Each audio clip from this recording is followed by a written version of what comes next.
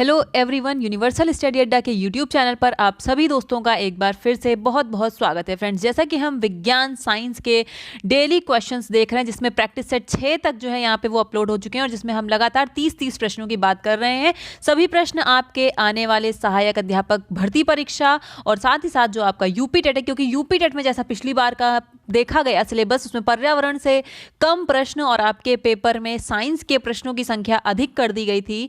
तो ऐसा ही इस बार की भी उम्मीद है, इसलिए आपको साइंस भी पढ़ के जाना चाहिए यूपी टेट के लिए। और आपके सुपर टेट के सिलेबस में तो साइंस पाठ्यक्रम में ही है और उसी को देखते हुए यहाँ पर हम आपके साइंस के मोस्ट इंपॉर्टेंट क्वेश्चन जो आपके सहायक अध्यापक शिक्षक भर्ती परीक्षा के लिए इंपॉर्टेंट होंगे, बेहद इंपॉर्टेंट होंगे, उसकी बात कर रहे हैं। लगातार 6 प्रैक्टिस सेट जिसमें 30 क्वेश्चंस की बात हमने की है, वो पूरे अपलोड हो चुके हैं। नहीं देखा होगा तो चैनल पे विजिट कीजिएगा और देख लीजिएगा। चलिए शुरू करते हैं। पहला प्रश्न, आगे के 30 क्वेश्चन आज हम इसमें करेंगे। देखिए, पहला क्वेश्चन है हमारा यहाँ पे कि तंबाकू में विषैला पदार्थ होता है। ऑप्शन है यहाँ पे आपके पास हीरा, कार्बन। 2 ऑप्शन यहाँ पे मैं आपको और दे रही हूँ, हीरा और कार्बन के साथ साथ निकोटीन और एक ऑप्शन है आपका ग्रेफाइट। आपको यहाँ बताना है कि जो तंबाकू है उसमें कौन सा विषैला पदार्थ होता है। तो यहाँ पे आपका निकोटीन जो है वो तंबाकू में विषैला पदार्थ होता है। ध्यान रखिएगा, निकोटीन की जगह अगर आपको टार दिया होता, क्या दिया होता, टार, तो वो भी सही उत्तर होता। निकोटीन और टार जो है वो तंबाकू में विषैला पदार्थ होते हैं। इसके अलावा बाकी ऑप्शन जो है आपके यहाँ पे गलत हो जाएंगे। बढ़ते हैं नेक्स्ट क्वेश्चन की तरफ। और इसी के साथ दोस्तों, अगर फर्स्ट टाइम चैनल पे विजिट किया होगा, पहली बार वीडियो देख रहे होंगे, तो वीडियो को जो है लाइक भी कीजिएगा और चैनल पे नए होंगे तो चैनल को सब्सक्राइब करके जुड़ जाइएगा डेली प्रैक्टिस सेट के लिए। नेक्स्ट क्वेश्चन है यहाँ पे कि पेंसिल में प्रयुक्त काला शीशा है। जो पेंसिल हम यूज करते हैं उसमें प्रयुक्त जो आगे काले रंग की उसमें एक नोक रहती, निब रहती, वो क्या है वो काला शीशा? हीरा है, कार्बन है, लोहा है या फिर ग्रेफाइट है? तो यहाँ पे ऑप्शन नंबर 4 वो ग्रेफाइट जो है वो होता है आपका। बढ़ते हैं अगले प्रश्न की तरफ और देखिए अगला प्रश्न है यहाँ पे कि निम्न में से किस धातु का प्रयोग मानव द्वारा सबसे पहले किया गया? लोहा, तांबा, चांदी या फिर सोना? तो यहाँ पे आपका ऑप्शन नंबर 2 जो है, तांबा एक ऐसी धातु है जिसका प्रयोग मानव द्वारा सर्वप्रथम किया गया था। इसके अलावा तांबा, ये पीतल, ये सारी चीजें किन मिश्रित धातुएं हैं, किन से मिल के बनती हैं ये सारी चीजें, ये हमने आपको बता रखा है पहले भी वीडियो में। धातु अधातु के 2 वीडियो अपलोड हो चुके हैं जिसमें बहुत ही बढ़िया क्वेश्चन आपको कराए गए हैं आपके शिक्षक अध्यापक भर्ती परीक्षा के दृष्टिकोण से। आगे भी वीडियो उसका एक और अपलोड होगा जल्द ही। तो चैनल पे नए होंगे तो चैनल को सब्सक्राइब करके जुड़िएगा, तभी आपको पता चलेगा कि वीडियो कौन सा अपलोड हुआ है। नोटिफिकेशन आपको तभी मिलेगा जब बेल को आप प्रेस करेंगे और सभी सबसे पहले आपको नोटिफिकेशन मिल पाएगा। नेक्स्ट क्वेश्चन है कि राष्ट्रीय रासायनिक प्रयोगशाला कहाँ स्थित है? नई दिल्ली, लखनऊ, पुणे या फिर कलकत्ता? तो यहाँ पे ऑप्शन नंबर सी, पुणे में जो है राष्ट्रीय रासायनिक प्रयोगशाला स्थित है। बढ़ते हैं अगले प्रश्न की तरफ। मोहर लवण है, आपसे यहाँ पे पूछ रहे हैं, ये क्वेश्चन एज इट इज आपसे पूछा जाता है एग्जाम में। अगर विज्ञान जिसमें पूछा जाएगा कि मोहर लवण है, एज इट इज क्वेश्चन आपको मिलेगा पेपर में। द्विक लवण है, सरल लवण है, संकर लवण है या फिर उपर्युक्त सभी? तो यहाँ पे जो मोहर लवण है वो द्विक लवण होता है। नेक्स्ट क्वेश्चन है यहाँ पे कि सिल्वर नाइट्रेट प्रायः रंगीन बोतलों में रखा जाता है क्योंकि यह?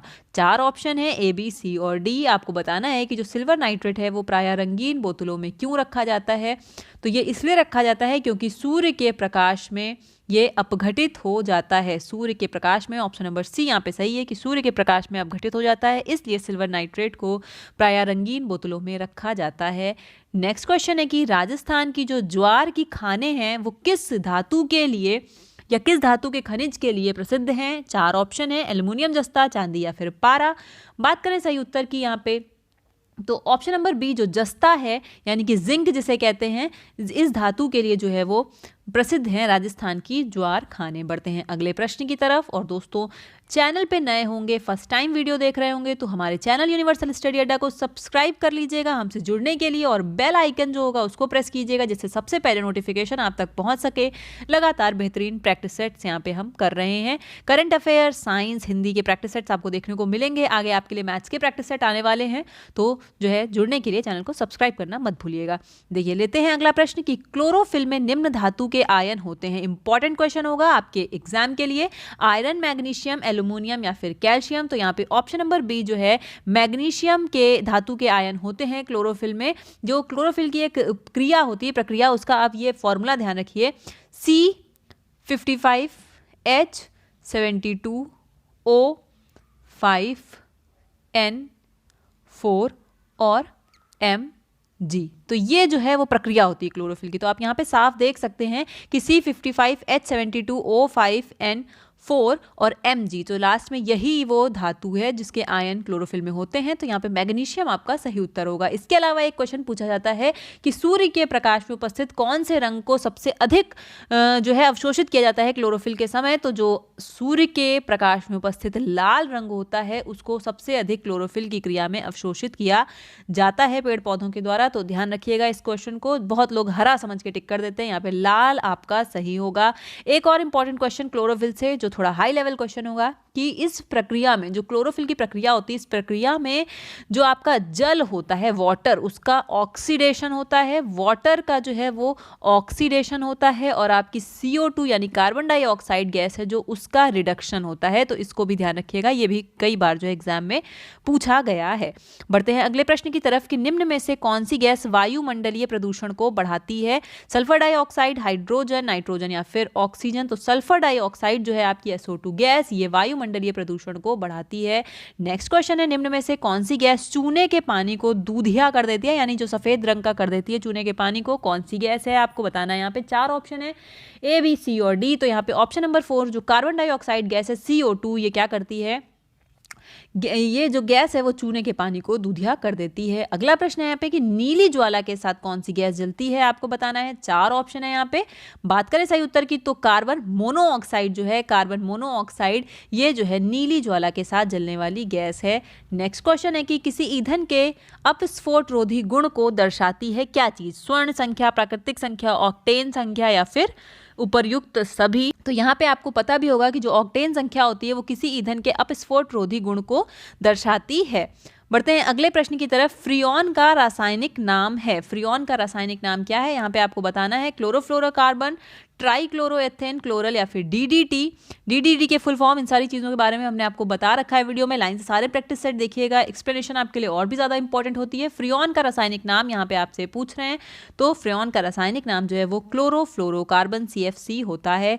नेक्स्ट क्वेश्चन नंबर है कि आपसे पूछा है कि आयोडोफॉर्म का प्रयोग किया जाता है किसके रूप में, ज्वरनाशी, पीड़ाहारी, एंटीसेप्टिक या फिर जो है कीटनाशी। तो पीड़ाहारी के रूप में जो है वो आयोडोफॉर्म का प्रयोग किया जाता है। नेक्स्ट क्वेश्चन है कि जो क्षार होते हैं, क्षारों द्वारा तेल का जल अपघटन क्या कहलाता है। जो क्षार द्वारा तेल का जल अपघटन है वो क्या कहलाता है। एस्टरीकरण, बहुलक या फिर साबुनीकरण या फिर एसिटिलीकरण। यहाँ पे 4 ऑप्शन है, तो ये साबुनीकरण कहलाता है क्या, क्षारों द्वारा तेल का जल अपघटन। बढ़ते हैं अगले प्रश्न की तरफ और देखिए अगला प्रश्न है यहाँ पे कि टेफ्लॉन निम्न का बहुलक है। एथिलीन, स्टायरीन, ब्यूटाडाइन या फिर टेट्राक्लोरोएथिन। तो ऑप्शन नंबर 4 टेट्राक्लोरोएथिन जो है वो टेफ्लॉन बहुलक है टेट्राक्लोरोएथिन का। नेक्स्ट क्वेश्चन है कि संश्लेषित रेशे हैं रेयॉन, रेशम, सेलुलोज या फिर ऊन। तो आपको बताना है यहाँ पे कि संश्लेषित जो है रेशे कौन से हैं। तो रेयॉन जो है वो एक संश्लेषित रेशा होता है, यानी कि सिंथेसाइज्ड रेशा होता है। नेक्स्ट क्वेश्चन नंबर 168 रजत दर्पण यानी सिल्वर मिरर बनाने में किसका प्रयोग किया जाता है। 4 ऑप्शन है यहाँ पे आपके पास। तो यहाँ पे ग्लूकोज जो है उसका प्रयोग किया जाता है सिल्वर मिरर को बनाने के लिए। नेक्स्ट क्वेश्चन है कि दूध में निम्न डाइसैकेराइड उपस्थित रहता है। कौन सा, मतलब कौन सा कार्बोहाइड्रेट जो है वो उपस्थित रहता है दूध में। ग्लूकोज, लैक्टोज, माल्टोज या फिर सभी। तो आपको पता होगा कि लैक्टोज जो है वो दूध में उपस्थित डाइसैकेराइड होता है। उसके अलावा बात करें तो भोजन का अनिवार्य अवयव क्या है। ग्लूकोज, प्रोटीन, कार्बोहाइड्रेट या फिर स्टार्च। तो भोजन का जो एक अनिवार्य अवयव है वो आपका कार्बोहाइड्रेट होता है। नेक्स्ट क्वेश्चन है कि कांच पर लिखने के लिए निम्न अम्ल का प्रयोग किया जाता है। कांच पर लिखने के लिए किस अम्ल का प्रयोग किया जाता है। 4 ऑप्शन है सल्फ्यूरिक अम्ल, हाइड्रोजन फ्लोराइड अम्ल, नाइट्रिक अम्ल या फिर हाइड्रोजन क्लोराइड। तो यहाँ पे हाइड्रोजन फ्लोराइड अम्ल का प्रयोग जो है वो कांच पर लिखने के लिए किया जाता है।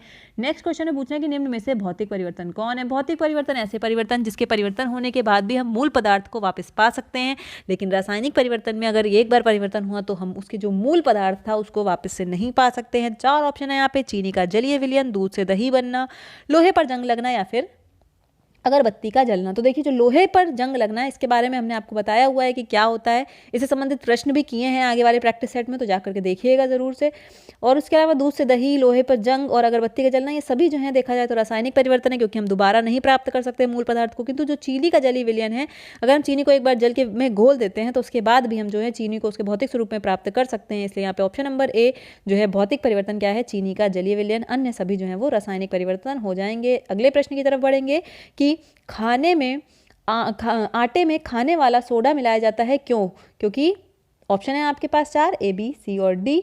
बात करेंगे यहाँ पे कि आटे में खाने वाला सोडा क्यों मिलाया जाता है, तो खाने वाला सोडा जो होता है वो कार्बन डाइऑक्साइड मुक्त करता है, जिससे कोई भी जो आपका खाना होता है वो क्या होता है, फूल जाता है। इसके संबंध में यहाँ पे ऑप्शन नंबर सी जो है वो सही होगा कि खाने वाला सोडा जो है वो कार्बन डाइऑक्साइड मुक्त करता है, जिससे जो है रोटियां हैं वो फूल जाती हैं, इसलिए आटे में खाने वाला सोडा मिलाया जाता है। बढ़ते हैं अगले प्रश्न की तरफ। और अगला प्रश्न है कि दांतों व हड्डियों में उपस्थित रहता है।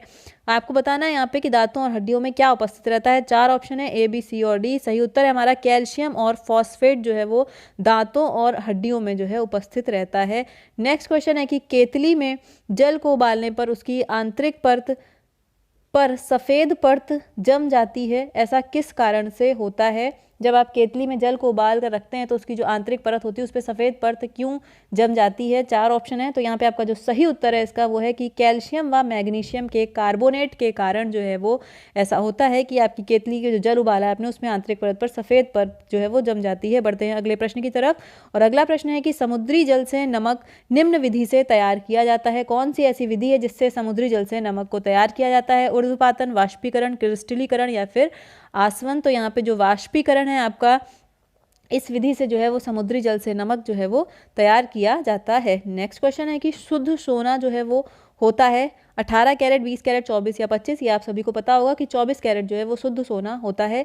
अगला प्रश्न नंबर 178 है कि ग्रीन हाउस प्रभाव के लिए उत्तरदायी है। जो ग्रीन हाउस इफेक्ट होता है उसके लिए कौन सी गैस उत्तरदायी है? यहाँ पे आपसे पूछा है कार्बन डाइऑक्साइड, नाइट्रोजन, ऑक्सीजन या फिर सल्फर डाइऑक्साइड। मीना का जलवा और ग्रीन हाउस गैस ट्रिक से आप इसको याद रख सकते हैं। देखिए यहाँ पे ग्रीन हाउस प्रभाव के लिए उत्तरदायी गैस आपसे पूछी गई है। बात करें सही उत्तर की तो यहाँ पे आपकी CO2 कार्बन डाइऑक्साइड जो है वो सही होगी। मीना का जलवा और ग्रीन हाउस गैस जो है इसकी एक ट्रिक है जिसके माध्यम से आप इसको याद कर सकते हैं। देखिए 179 जो है क्वेश्चन, उसमें पूछा है कि खून के जमाने के लिए प्रयुक्त विटामिन कौन सा होता है? आपसे पूछा है A, B, C और K। तो खून को जमाने के लिए जो प्रयुक्त विटामिन होता है वो है हमारा विटामिन K। होता क्या है कि हमारा जो ब्लड होता है, ये काम जो है खून को जमाने वाला, ये ब्लड में मौजूद प्रोथ्रोम्बिन, याद रखिएगा प्रोथ्रोम्बिन के कारण होता है, प्रोथ्रोम्बिन के कारण। और इस प्रोथ्रोम्बिन को, ये जो प्रोटीन है प्रोथ्रोम्बिन, इसके निर्माण के लिए जो है हमें विटामिन K की आवश्यकता होती है। इसलिए डायरेक्ट यहाँ पे विटामिन K जो है ऑप्शन सही हो जाएगा। विटामिन K की जगह अगर प्रोथ्रोम्बिन दें तो वो भी आपका सही होगा, ध्यान रखिएगा। अगला प्रश्न और इस वीडियो का लास्ट प्रश्न। दोस्तों अभी तक वीडियो को लाइक नहीं किया होगा तो वीडियो को लाइक कीजिएगा। चैनल पर नए होंगे तो चैनल को सब्सक्राइब करके बेल आइकन को प्रेस कर लीजिएगा हमसे जुड़ने के लिए और डेली प्रैक्टिस सेट करने के लिए। चलिए लेते हैं लास्ट क्वेश्चन। निम्न में से सबसे गर्म क्षेत्र होता है? आपसे पूछा है बाह्य क्षेत्र, मध्य क्षेत्र, लोहा या फिर यूरेनियम। तो यहाँ पे जैसा कि आपको पता है जो कोर होगा किसी भी चीज़ का, यानी जो मध्य सेंटर क्षेत्र होगा वही सबसे गर्म क्षेत्र होगा। तो यहाँ पे ऑप्शन नंबर बी आपका मध्य क्षेत्र है जो है वो सबसे गर्म क्षेत्र होता है। तो दोस्तों आज की वीडियो में इतना ही। वीडियो पसंद आया होगा तो लाइक कीजिएगा। चैनल पर नए होंगे, फर्स्ट टाइम वीडियो देख रहे होंगे तो सब्सक्राइब करके जुड़ जाइएगा डेली प्रैक्टिस सेट के लिए। चलिए फिर मिलते हैं नेक्स्ट वीडियो में नेक्स्ट टॉपिक के साथ। Till then take care, good bye, जय हिंद, जय भारत।